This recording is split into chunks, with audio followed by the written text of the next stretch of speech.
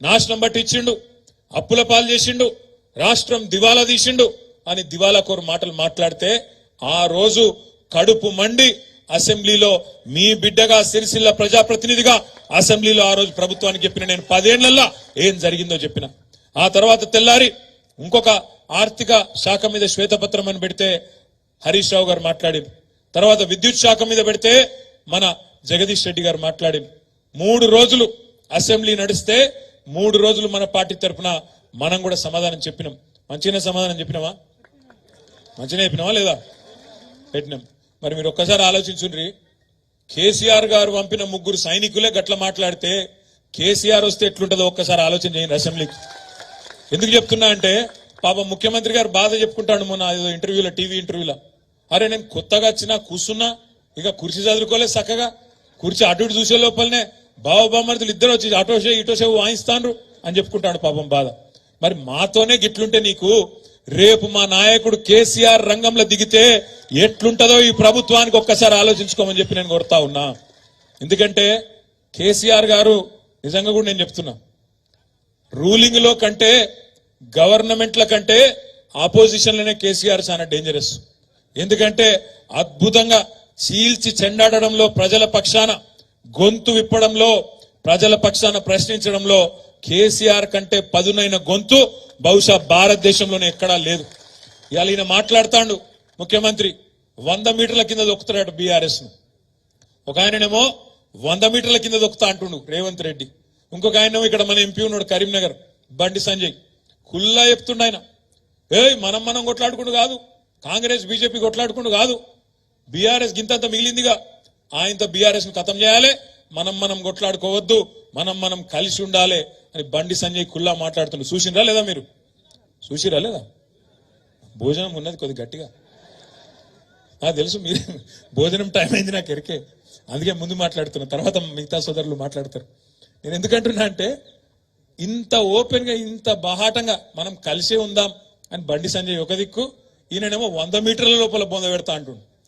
ఆయన 3 మీటర్లు కూడా లేడు, ఆయన అంటే మనం 100 మీటర్ల లోపల బొంద పెడతాడట. ఆయన 3 ఫీట్లు కూడా లేడు ఆయన అంటే 100 మీటర్ల లోపల బొంద పెడతాడట.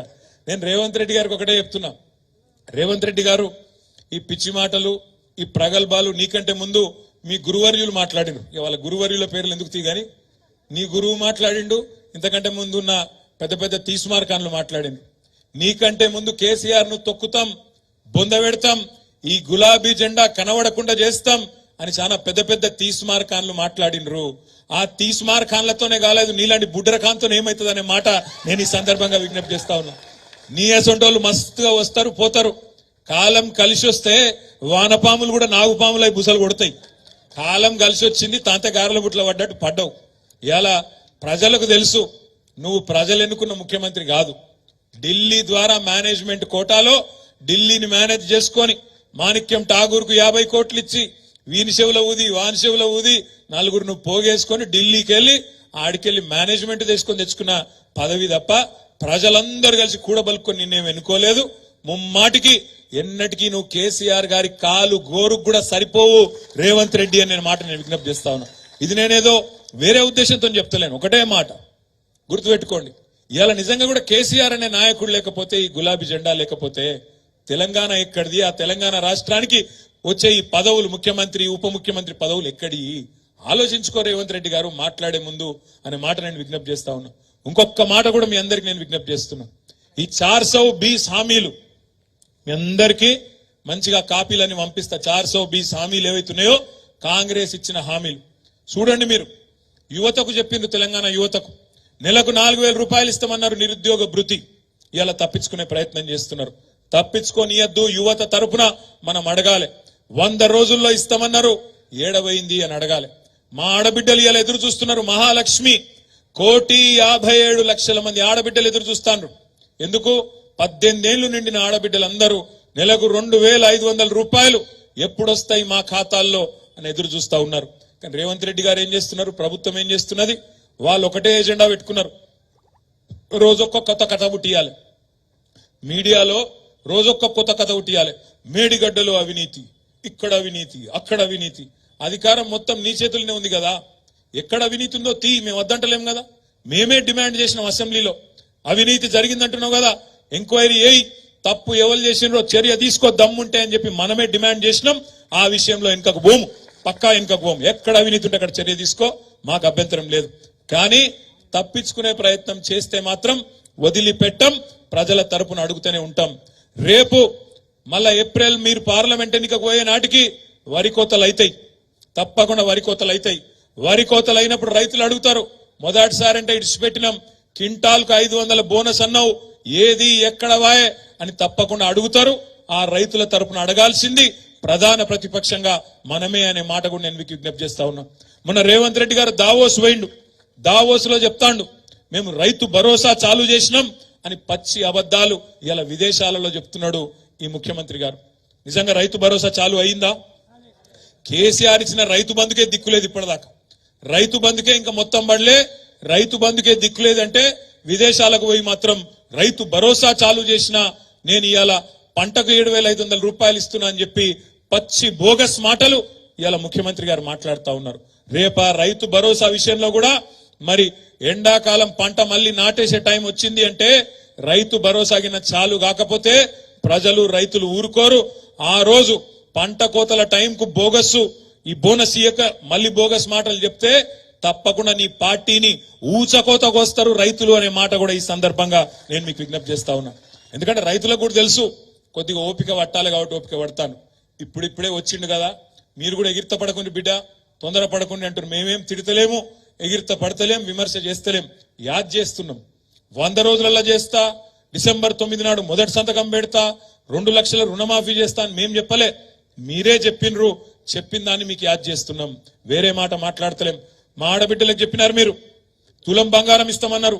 కళ్యాణ లక్ష్మి కేసీఆర్ ఇస్తాండు, దాంతో పాటు తులం బంగారం ఇస్తా అంటుండు. మొన్న శ్రీధర్ బాబు గారు ఇక్కడ మంత్రిలో కళ్యాణ లక్ష్మి చెక్కులు ఇచ్చిండు. ఏమాయా తులం బంగారం శ్రీధర్ బాబు గారు అంటే మెమ్మెమ్మే బెబ్బెబ్బే ఇప్పటిదాకా లేదు. మరి ఇస్తారా ఇయ్యరా చూడాలిగా. తులం బంగారం ఇస్తారా ఇయ్యరా, 7 కేలు వస్తాయి, మనం చూడాలి, ఏం చేస్తారో కూడా తప్పకుండా చూడాలి. ఇంకొక మాట కూడా నేను మీకు విజ్ఞప్తి చేస్తా ఉన్నాను. ఇవాళ ఈ ప్రభుత్వం నిజంగా కూడా ఎట్లుందంటే ఎట్లన్నా చేసి తప్పించుకోవాలి. ఏమన్నా చేసి గత ప్రభుత్వం మీద కేసీఆర్ మీద 4 మాటలు మాట్లాడి 4 తిట్లు తిట్టి ఆయంత ప్రజల దృష్టిని అటో ఇటో చేసి ఆగం చేసి తప్పించుకోవాలన్న చక్కర్లో ఉన్నది. ఏమంటాడు ఆయన సెక్రటేరియట్కి పోయి, నేను ఇక్కడ లంకె బిందెలు ఉంటాయనుకొని వచ్చినా కానీ ఖాళీ బిందెలు ఉన్నాయంటుండు. లంకె బిందెల కోసం ఎవరు తిరుగుతారే? లంకె బిందెల కోసం ఎవరు తిరుగుతారు? ఏడ తిరుగుతారు? పాడుబడ్డ గుట్టలల్లా, పాడుబడ్డ గుళ్ళల్లా, పాత గడిలల్లా అందులో పోయి తవ్వుతా అంటారు. ఆ గడపార పట్టుకొని తటపార తీసుకొని అర్ధరాత్రి పోయి దొంగసాటుకు పోయి తవ్వుతుంటారు. అయ్యా రేవంత్ రెడ్డి గారు, మీరు వినండి జాగ్రత్తగా. మీకు పాపం ఇదివరకు ఎన్నడూ మంత్రిగా పనిచేసిన అనుభవం లేదు, ఎన్నడూ ప్రభుత్వంలో ఉన్న అనుభవం లేదు కాబట్టి నువ్వు అనుకున్నట్టున్నావు సెక్రటేరియట్ కిందేమో బిందెలు ఉన్నాయి తవ్వుకుంటా అని. సెక్రటేరియట్లో లంకె బిందెలు ఉంటాయి నాయన, ఆడ కంప్యూటర్లు ఉంటాయి, పేపర్లు ఉంటాయి, పనిచేసేందుకు అధికారులు ఉంటారు. వాళ్ళందరితో కూర్చోబెట్టి ఇచ్చిన హామీలు ఎట్లా నెరవేరుస్తావో గడిదికి ఆలోచన చెయ్యి. లంకె బిందెల కోసం తవ్వుడు, అర్ధరాత్రి తిరుగుడు, ఇంకేడుకో పోయి ఏమేమో ప్రయత్నాలు చేసుడు బంద్ చేయి. అట్లాంటివి ఏమి ఉండయి ప్రభుత్వంలో, తెలుసుకో అనే మాట కూడా నేను మీకు విజ్ఞప్తి చేస్తా ఉన్నా. ఎందుకంటే ఇట్లాంటి వాళ్ళు ఎన్నెన్ని మాటలు చెప్పారు ఒకసారి చూడు. ఆ 420 హామీల లిస్టు చూస్తేనైతే మనం చక్కెర వచ్చి పడిపోతాం. అందుకే నేను మిమ్మల్ని కోరేది, ఈ ప్రభుత్వం నోటికి ఎంత వస్తే అంత చెప్పి అలవిగాని హామీలు ఇచ్చి ఇలా తప్పించుకునే ప్రయత్నంలో భాగంగా కేసీఆర్ ఇట్లా చేసిపోయిండు, అప్పుల పాలు చేసిపోయిండు, ఇది చేసిపోయిండు, అది చేసిపోయిండు అని మాట్లాడుతున్నాడు. కేసీఆర్ ఏం చేసిండో ప్రజలకు తెలుసు. 200 రూపాయల పెన్షన్ ను 2,000 రూపాయలు చేసినోడు కేసీఆర్. 500 రూపాయల పెన్షన్ ను దివ్యాంగులకు 4,000 రూపాయలు చేసింది కేసీఆర్. ఇది వరకు దేశంలో ఎన్నడూ లేని విధంగా రైతులకు 73,000 కోట్ల రూపాయలు వాళ్ళ ఖాతాలో రైతు బంధు రూపంలో టైంకి ఇచ్చింది కేసీఆర్. భారతదేశం మొత్తంలో 24 గంటలు ఉచితంగా విద్యుత్ ఇచ్చింది ఒకే ఒక్క నాయకుడు రైతులకు, కేసీఆర్. ఇవాళ మా సోదరులు నేతన్నలు సిరిసిల్లలో ఉన్నారు. మీకు కూడా నేను ఒక మాట ఇస్తా ఉన్నా, మీ అందరికీ నేను మాట ఇస్తా ఉన్నా. ఇవాళ బెదిరిస్తున్నారట కాంగ్రెస్ వాళ్ళు, మీరు కేటీఆర్ కోటేసిరు కదా మీకు ఆర్డర్లు ఇస్తామా చూసుకుంటాం అంటున్నట. నేను కూడా మీకు మాట ఇస్తున్నా, అవసరమైతే సిరిసిల్ల ప్రజల ప్రతినిధిగా, సిరిసిల్ల ప్రజా ప్రతినిధిగా మొత్తం 39 మంది ఎమ్మెల్యేలు అవసరమైతే రాష్ట్ర ప్రభుత్వాన్ని దిగ్బంధం చేస్తాం, నిర్బంధిస్తాం, వాళ్ళని సవాల్ చేసి తప్పకుండా సిరిసిల్లలో ప్రతి నేతన్నను కాపాడుకుంటాం. మీరెవ్వరికి కూడా భయపడవలసిన అవసరం లేదు. అక్కడేదో కొత్తగా ప్రభుత్వంలోకి వచ్చినంత మాత్రాన మేమేదో రాజులం, జాగీర్దారులం, మేమేదో పెద్దవాళ్ళం, సుల్తాన్లం అనుకుంటే నడవది. ప్రజల కోసం నడవాలి తప్ప, ప్రజల కోసం ప్రభుత్వం పనిచేయాలి తప్ప మేం పగబడతాం, ఓటేయకపోతే ఊకోము అనే లైన్లో బెదిరిస్తే ఎవరు బెదిరిపోవాల్సిన అవసరం లేదు. అక్కడక్కడ సరే బెదిరిపోయేటోళ్ళు కూడా కొంతమంది ఉంటారు. అధికారం పోయి 50 రోజులు కాలే, అక్కడ ఇక్కడ కొంతమంది నాయకులు తత్తరపడుతున్నారు. ఓ సర్పంచులు ఒకరిద్దరు అక్కడ ఇక్కడ ఆగమాగం అవుతాను. నేను మీ అందరికి ఒక మాట ఇస్తున్నా, మీ అందరికీ ఒక మాట ఇస్తా ఉన్నా. చెరువు నిండినాక కప్పలు మస్తుకు వస్తాయి, కానీ ప్రతిపక్షంలో ఉన్న నాడు ఈ రోజు ఇక్కడ కూర్చున్న మీరే నిజమైన నాయకులు, నిజమైన కార్యకర్తలు అనే మాట మీకు విజ్ఞప్తి చేస్తా ఉన్నా. మీకు ఇంకొక మాట కూడా ఇస్తున్నా. నేను ఇండ్లకెళ్లే ఇలా ఒక్క నాయకుడు పోతే భయపడేది లేదు. ఒక సర్పంచో, ఒక ఎంపీటీసో, ఒక కౌన్సిలరో, కాంగ్రెస్ వాళ్ళ ప్రలోభాలకో, బీజేపీ వాళ్ళ భయాలకో పోతే భయపడకండి, బెదిరిపోకండి. ఎవ్వరు లేని నాడే తెలంగాణ తెచ్చింది ఈ గులాబీ జెండా అనే మాట మర్చిపోకండి. పెద్ద పెద్దోళ్లను తట్టుకొని, పెద్ద పెద్ద ఆకు సిపాయిలను తట్టుకొనే ఈ గులాబీ జెండానే తెలంగాణను తీసుకొచ్చిన పార్టీ. ఒక్క నాయకుడు పోతే 10 మంది కొత్త వాళ్ళను, అద్భుతమైన నాయకులను తయారు చేసుకుందాం. తయారు చేసే బాధ్యత నేను తీసుకుంటా అని చెప్పి కూడా మీకు విజ్ఞప్తి చేస్తా ఉన్నా. ఇంకా ఈ 5 ఏళ్లు వేరే పనేం లేదు. ఈ 5 ఏళ్లు మనకు మంత్రి పదవి లేదు, ప్రభుత్వంలో లేం కాబట్టి వేరే పనేమి లేదు. పార్టీ పటిష్టత కోసం పనిచేద్దాం. పార్టీని క్షేత్రస్థాయి నుంచి నిర్మాణం చేసుకుందాం. ఎస్, ఆగన్ ఒక్కడే ఉన్నాడు జిల్లా పార్టీ ప్రెసిడెంట్ గా. జిల్లా కమిటీని బ్రహ్మాండంగా ఫుల్ ఫ్లెజ్డ్ చేసుకుందాం. చాలా మందికి అందులో అవకాశాలు ఇచ్చుకుందాం. అనుబంధ సంఘాలు ఉన్నాయి, వాటిని కూడా పటిష్టం చేసుకుందాం. పని చేసేటోళ్ళకే పదవులు ఇద్దాం. ఎవరన్నా పని చేయం, మేము పెద్ద మనుషులు అసంటోళ్ళం అంటే మీరు పక్కకుండండి, గౌరవప్రదంగా పక్కకు జరగండి అనే మాట కూడా చెబుదాం. పక్కకు కూర్చోబెడదాం. ఎందుకంటే పోయింది అధికారం మాత్రమే, పోరాట పటిమ పోలేదు, సత్తా ఎక్కడ తగ్గలేదు, తగ్గద్దు అని కూడా నేను విజ్ఞప్తి చేస్తా ఉన్నా. మా తమ్ముళ్ళు కొంతమంది అడుగుతున్నారు, అన్నా మేము ప్రెస్ మీట్లు పెట్టానంటే మాకు అధికార ప్రతినిధి హోదా ఇవ్వాలి కదా అని అడుగుతా ఉన్నారు. తప్పకుండా కొంతమంది అధికార ప్రతినిధులు కూడా నియమించుకుందాం. మండలాల్లో, జిల్లాలో, రాష్ట్రంలో ఎప్పటికప్పుడు ప్రజా సమస్యల మీద గొంతు విప్పే అద్భుతమైన నాయకత్వం మన పార్టీలో ఉన్నది. కేసీఆర్ తయారు చేసిన సైనికులు ఒకరు కాదు. ఇలా నాకంటే అద్భుతంగా ఇక్కడ మైక్ ఇస్తే మాట్లాడగలిగిన వాళ్ళు 100 మంది ఉన్నారు. నాకు కూడా తెలుసు. ఏ ఊరికా ఊరు అట్లాంటి వాళ్ళని తయారు చేసిండు కేసీఆర్. కాబట్టి నేను అంటున్నా, ప్రజల పక్షాన రాబోయే 3, 4, 5 ఏళ్లు గట్టిగా నిలబడదాం, గట్టిగా కొట్లాడదాం. పోయింది తాత్కాలికంగా అధికారం మాత్రమే. అధికారం పోగానే బేజారయ్యేటోళ్ళు ఉంటారు, కొంత అక్కడ ఇక్కడ కింద మీద పడేటోళ్ళు ఉంటారు, ఆగమాగం అయ్యేటోళ్ళు ఉంటారు. వాళ్ళ గురించి మీరేం ఫికర్ చేయకూడదు. పోతే ఎవరైనా పోతారు, వదిలించుకుందాం, ఏం తప్పులేదు. కొత్తోళ్ళని తయారు చేసుకుందాం, గట్టిగా నిలబడదాం. ఉన్నోళ్ళం కొంతమందిమైనా సరే గట్టిగా నిలబడదాం. ఇంకొక మాట కూడా నేను చెప్తున్నా, పార్టీ పుట్టినాడు 2001లో ప్రతి ఊర్లో వెంటనే 100 మంది ఉండేనా? లేరు. ఊరికొక్కరున్నా చాలు గట్టోడు అనుకున్నాం, బయలుదేరినాం. 14 ఏళ్లలో తెలంగాణ తెచ్చుకున్నాం. ఇలా 14 ఏళ్ల తర్వాత ప్రజలు అధికారం ఇచ్చినారు. 10 ఏళ్ళు అధికారం మనకు అవకాశం ఇచ్చిండ్రు. అక్కడక్కడ మా తమ్ముళ్ళు కూడా తప్పు మాట్లాడుతున్నారు. మాట్లాడకండి, ప్రజలను కించపరిచే విధంగా ఎవరు మాట్లాడకండి. ప్రజలను మోసం చేసిన నాయకులను చూసినాం, కానీ నాయకులను మోసం చేసిన ప్రజలను చూడలేదన్నాడు అని మాట్లాడుతున్నారు అక్కడక్కడ మా తమ్ముళ్ళు సోషల్ మీడియాలో. అట్లాంటి మాట ఎవరు మాట్లాడకండి. అదే ప్రజలు, ఏ ప్రజలైతే మనకు అవకాశం ఇవ్వలేదో, ప్రతిపక్షంలో ఉండమని తీర్పిచ్చిండ్రో, వాళ్ళే మనకు 2 సార్లు అధికారం కూడా ఇచ్చిండ్రు. కాబట్టి ఆ రోజు వాళ్ళు చేసింది కరెక్ట్ అయితే ఈ రోజు వాళ్ళు చేసింది కూడా కరెక్టే. కాబట్టి ఎవరు కూడా పొరపాటున కూడా ఒక్క పొల్లు మాట కూడా మాట్లాడకండి. మనం ఆలోచించుకుందాం.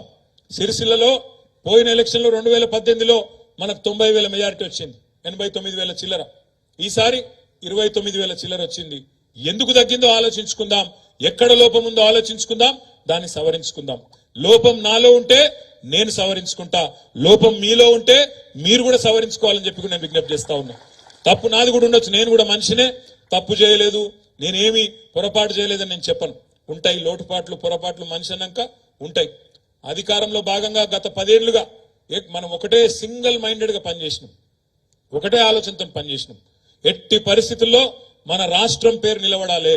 కష్టపడి తెచ్చుకున్న రాష్ట్రం భారతదేశంలోనే టాప్ కావాలి, నంబర్ 1 కావాలని చెప్పి బ్రహ్మాండంగా ఆనాడు అధికారంలో ఉన్నప్పుడు 10 ఏళ్ల పాటు నిర్విరామంగా పనిచేసినాం. కాబట్టి ఇవాళ దేశానికి ఇవాళ ఆదర్శంగా నిలబడ్డది మన రాష్ట్రం. ఎన్నో రంగాలలో అవార్డులు వస్తా ఉన్నాయి, ఈ రోజు కూడా వస్తా ఉన్నాయి. నిన్నగాక మన మున్సిపల్ డిపార్ట్మెంట్ కు బ్రహ్మాండమైన అవార్డులు స్వచ్ఛ సర్వేక్షణలో మళ్ళా కూడా పోయిన సంవత్సరానికి సంబంధించిన అవార్డులన్నీ మొన్ననే ఈ కొత్త ప్రభుత్వం వచ్చినాక ఇచ్చినారు. అంటే ఈ రకంగా చెప్పుకుంటూ పోతే ఎన్నో విజయాలు ఉన్నాయి. నేను మిమ్మల్ని ప్రార్థించేది, మీతో కోరేది ఒకటే, ఈ సంవత్సరం మొత్తం ఎలక్షన్లు ఉన్నాయి. ఒక వినోద్ కుమార్ గారి ఎలక్షనే కాదు, వరుసగా ఆ తర్వాత మీ ఎలక్షన్లే ఉన్నాయి. వరుసగా దీంతో అయిపోగానే వినోదన్న ఎలక్షన్ అయిపోగానే పంచాయతీ ఎన్నిక ఉంటుంది, పంచాయతీ ఎన్నిక అయిపోగానే మున్సిపల్ ఎలక్షన్ ఉంటుంది, మధ్యలో సొసైటీ ఎలక్షన్ ఉంటుంది, జిల్లా పరిషత్ ఎలక్షన్ ఉంటుంది. నేను మీ అందరికి ఒకటే మాటిస్తా ఉన్నా, మీరు నా కోసం ఎంత కష్టపడ్డారో నాకు తెలుసు.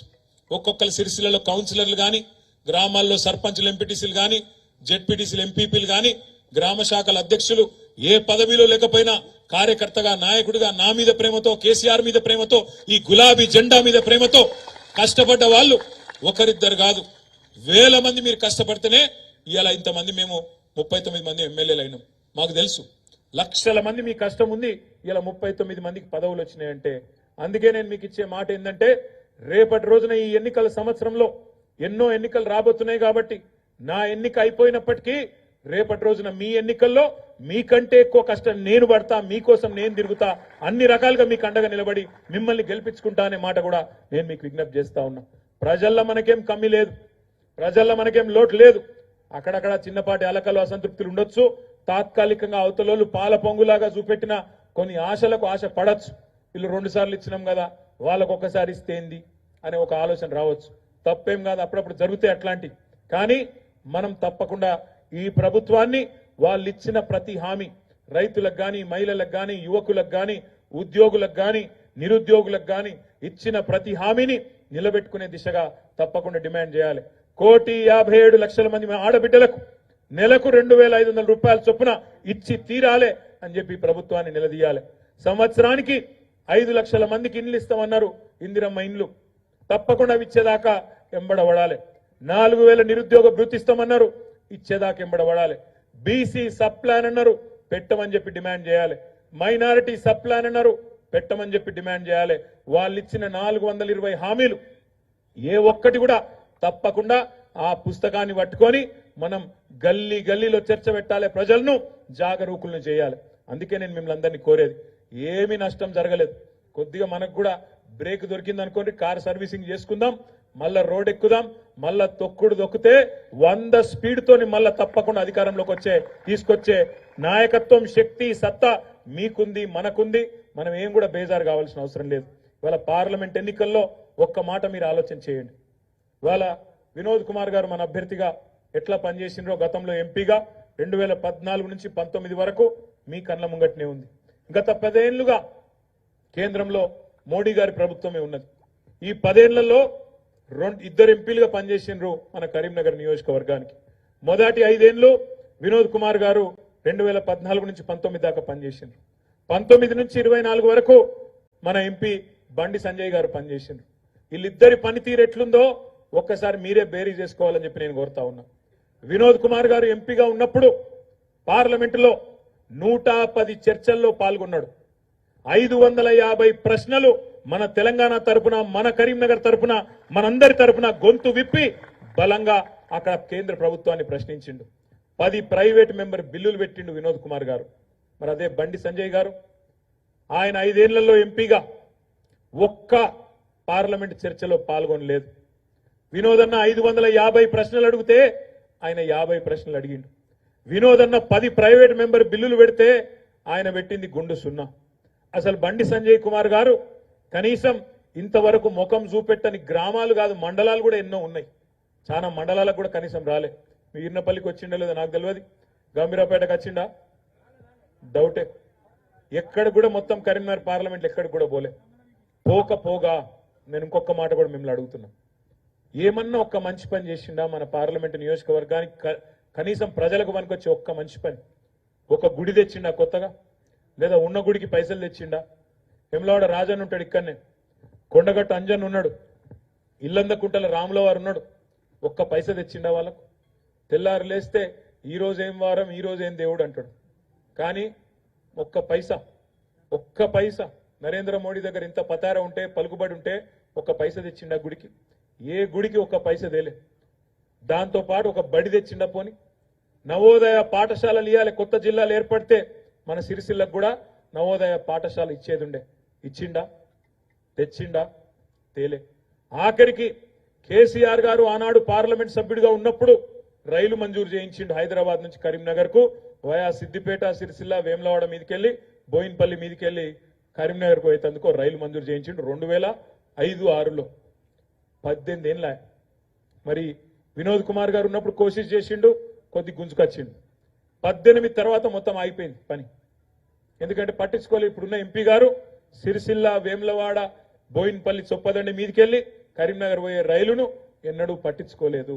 మరి రైలుదేలే, బడిదేలే, గుడిదేలే, ఒక్క ఊరికి పోలే, ఒక్క మనిషికి కనవాళ్లే.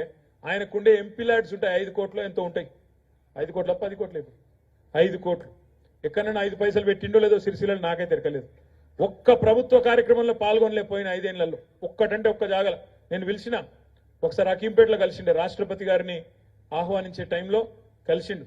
కలిసి చెప్పిన ఎంపీ సాబ్ దొరుకుతలేవు, జర రా, అప్పుడప్పుడు అధికారిక కార్యక్రమాల్లో రా అని చెప్పిన. ఎన్నడూ కనవడలే. మరి ఎందుకు నామోషో ఏందో తెలియదు కానీ ఎన్నడూ కూడా కనబడలే. కానీ తెల్లారు లేస్తే మాత్రం కేసీఆర్ని తిట్టడంలో మాత్రం ఫస్ట్. నేను అడుగుతున్నా, కేసీఆర్ని తిట్టుడు తప్ప, నోటికొచ్చిన మాటలు మాట్లాడుడు తప్ప, అమిత్ షా చెప్పులు మోసుడు తప్ప నువ్వు చేసిన పనేంది 5 ఏళ్లలో ఎంపీగా? ఒకసారి చెప్పి మళ్ళీ ఒక్కసారి ఓట్లు అడగాలని చెప్పి నేను కోరుతా ఉన్నా. మాట్లాడుతూ ఆయన అంటూ, నేను మొన్న కరీంనగర్లో మాట్లాడినా, మేము ధర్మం కోసం పనిచేసే వాళ్ళం, మమ్మల్ని అంటావా కేటీఆర్ నీకు అహంకారం ఎక్కువ అని తిట్టిండు. అరే ధర్మం కోసం పనిచేసేది ఉంటే మఠం పెట్టుకోవాలి భయ్, మఠం పెట్టుకోవాలి, ఆశ్రమం పెట్టుకోవాలి, పని చేయాలి. నేను అద్దంటలేను, నువ్వు మంచోనివే నేను కాదంటలేను, పని చేయి కాదంటలేను. కానీ పార్లమెంటు మెంబర్గా ఉన్నప్పుడు, ప్రజాప్రతినిధిగా ఉన్నప్పుడు ప్రజలకు కావాల్సిన పనులు చేయాలన్నా వద్దా? ప్రజల హక్కులు, ప్రజల సమస్యలు ప్రస్తావించాలన్నా లేదా పార్లమెంట్లో? అమేమీ చేయకుండా నేను ఓన్లీ దేవుని కోసం పనిచేస్తా అంటే, దేవుని కోసం పనిచేసే వాళ్ళు కాశీలా అక్కడ ఇక్కడ పెద్ద మనుషులు చాలా మంది గొప్ప వాళ్ళు జీవితాన్ని అంకితం చేసిన వాళ్ళు ఉన్నారు. నువ్వు అట్లా ఓదలుచుకుంటే పో, నాకేం అభ్యంతరం లేదు. కానీ కరీంనగర్ పార్లమెంటులో నీకు ఓటు అడిగే హక్కు లేదు అనే మాట మాత్రం ఖచ్చితంగా బండి సంజయ్ గారికి చెప్పవలసిన బాధ్యత మనందరి మీద ఉన్నది. మీరు చూడండి, ఇక్కడ మా సిరిసిల్ల నేతన్నలు ఉన్నారు. ఇవాళ వారం 10 రోజులుగా ఆగమాగం అవుతా ఉన్నారు. ఇవాళ సమ్మె చేసే పరిస్థితి వచ్చింది.